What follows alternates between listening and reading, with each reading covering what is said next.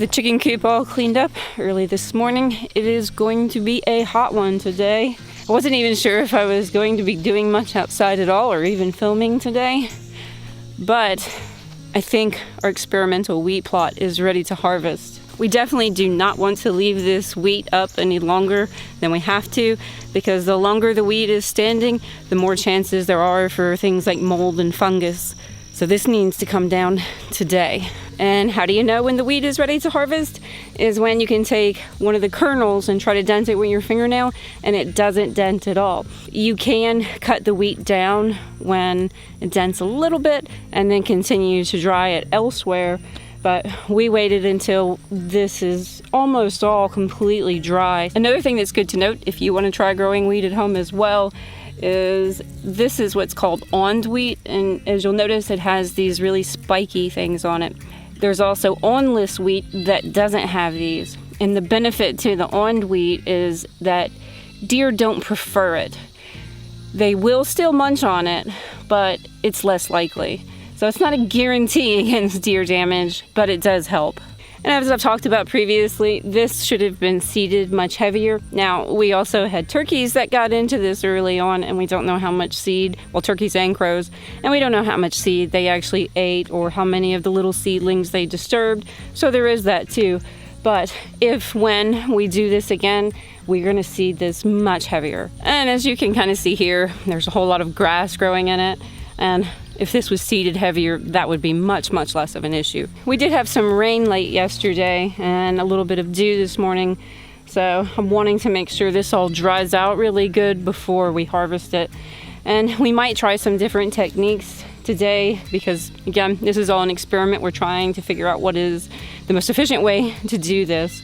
But I think I'm going to start out the old-fashioned way and just using a sickle. Good girl, come on.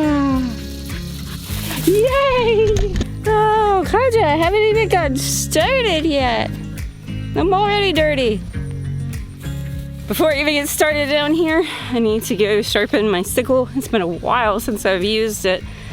And I'm supposed to get up to mid-high 90s today with a heat index of almost 105. It's not going to be the most pleasant day.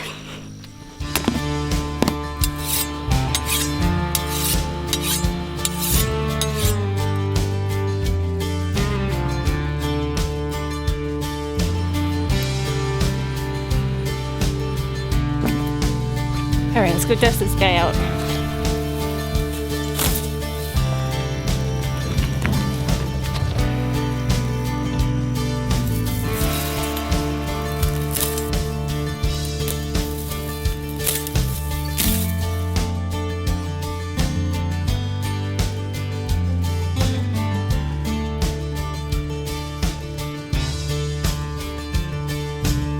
This would definitely be a whole lot easier and quicker if this was planted denser, but I'll manage. Got this little section right here done. Now I have the rest of that to do. I'm trying for the most part to just get the seed heads, or as much as possible that I can. Whereas traditionally, or a lot of times you'll see where the wheat is cut pretty low, bundled, and then dried in the bundles. I'm not really planning to do that. I'm planning to thrush this pretty much right away. And then if I have to, dry it some more as seed.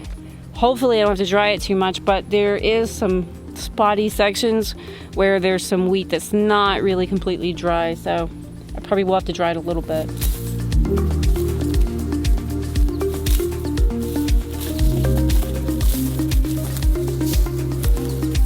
You want some water?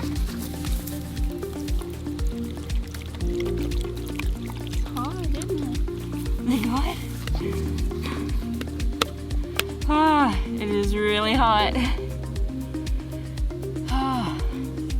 And itchy. Alright. I'm gonna take a quick little break, take that first batch down, and then come back out here, get back at it. And it's very tedious being that it's not dense enough.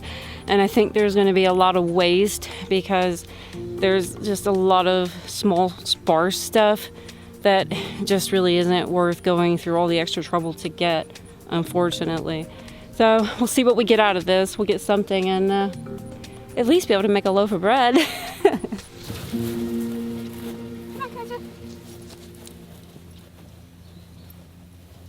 Saying 96 now, but it's really humid. I'm gonna check on the chickens. I like to keep a close eye on them when it's this hot. Hey, oh, you came out of your house for a dust bath. Check on these guys' water. All right, everybody looks good. Hang in there, guys. Going back to what I was recently talking about efficiency before, wheat is a perfect example of that, because without becoming more efficient at the harvesting and the processing, it's just really not doable on a small scale. And we got some different ideas of things that we can try and some things that Glenn's gonna try to fabricate or come up with to make this process a lot more doable, because if we could become efficient at doing this, it's not unreasonable to think that we could actually grow all our own wheat with the right systems in place. Because wheat itself technically isn't that hard to grow. It takes care of itself, and then it's just the harvesting and the processing.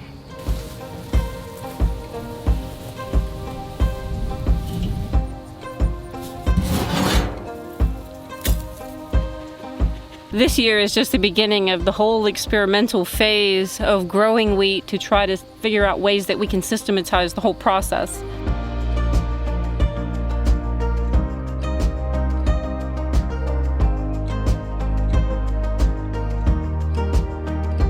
I should probably be a little more careful with my sickle.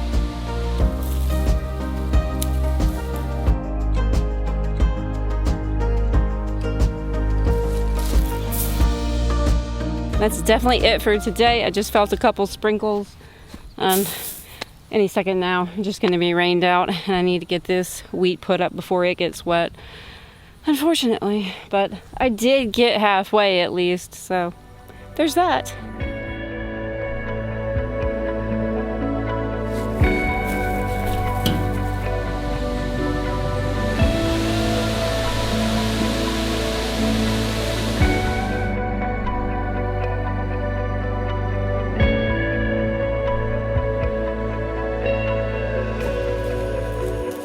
It looks like Mama Hen has moved back into the chicken coop, which really surprises me. I mean, the babies are old enough now to be on their own, but I didn't know she would just get up and leave them like that.